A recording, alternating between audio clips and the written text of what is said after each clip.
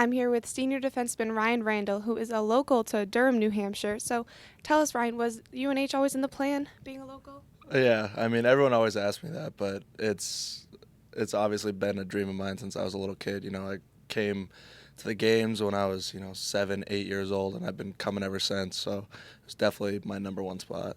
And what solidified your decision initially to come to UNH? Probably when Coach Bork called me. I mean, I had one of my best friends on the team, Trevor Van Riemsdyk. He committed there, 10 months before I did. He was the best friend I had on the Monarchs, and when he committed, it just made it that much easier for me to choose. So now that it's your senior year, has it hit you yet that it's your final year playing for the Wildcats? I don't think it's really hit me quite yet. All the guys kind of talk about it like, oh, this is our last chance for the championship and everything, but I still think it's going to take a little time for it to set in. So talk about your time playing for Coach Emili alongside your fellow seniors. It's been one crazy ride, to be honest. I mean, we started off with 8 of us, and now there's 5 of us, so it's just made us, a lot closer as a class. And, Coach Emili is such a great coach. Obviously, he's got over 500 victories in Hockey East, countless trips to the tournament, so all of it's just been an absolute whirlwind, but it's been an awesome time. Some of the series for with Northeastern last weekend, how do you think the team performed? I think we may have underperformed a little bit just because we kind of put a lot of pressure on ourselves. We didn't score some goals when we needed to. We ended up pulling that one out on Friday, which was fortunate after blowing our lead. But, that was a great win for us. And then Saturday down there, it's a tough environment to play in. But we did give them a good game. We let up a couple late goals, but all in all, it was a pretty solid effort this weekend. So you got your first career point against Michigan State a couple weeks ago. Take us through that. What was that like?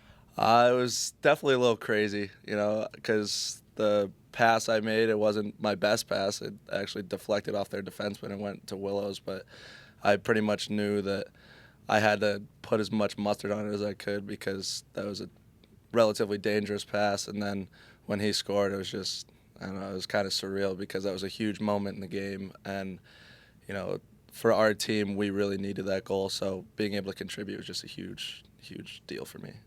So about the team, big group of young guys. A lot of people have been calling it a rebuilding year for the Wildcats. What are your thoughts on that?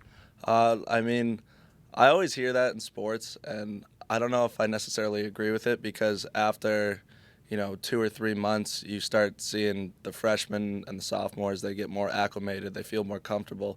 And I think we're starting to see that with, Andrew Podorowski. He's been looking really solid in practice. Our defensemen, we have a real young group of defensemen. We have 2 sophomores, 4 freshman defensemen, myself, and then Brett Pesch.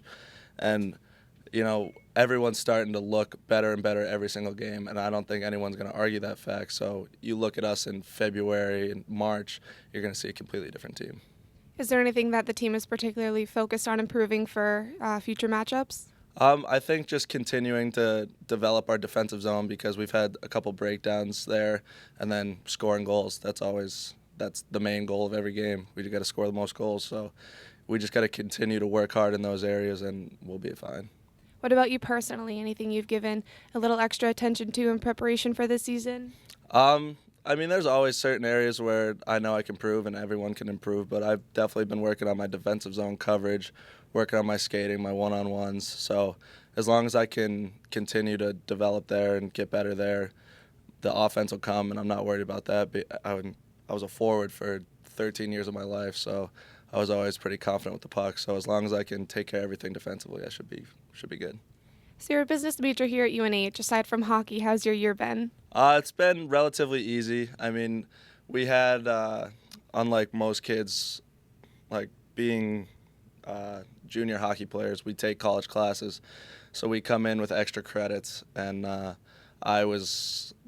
my freshman year, we took a summer class after freshman year, and I was a full 16 credits ahead. So that was able to lighten the load a little bit.